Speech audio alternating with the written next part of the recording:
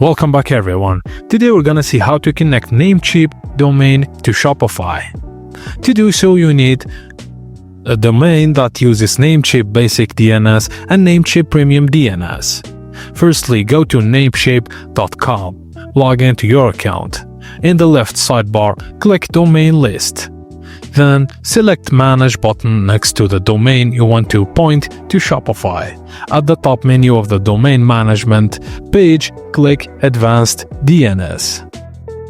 Scroll to the DNS templates section and from the drop-down menu, select Shopify.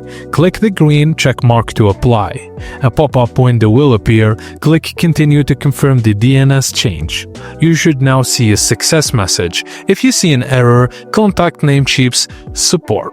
Now just go back to Shopify admin, go to Settings, Domains, click Connect Existing Domain and type in your domain. After Shopify detects the connection, click Verify Connection. And that's it guys. Thank you for watching and please don't forget to like and subscribe for more.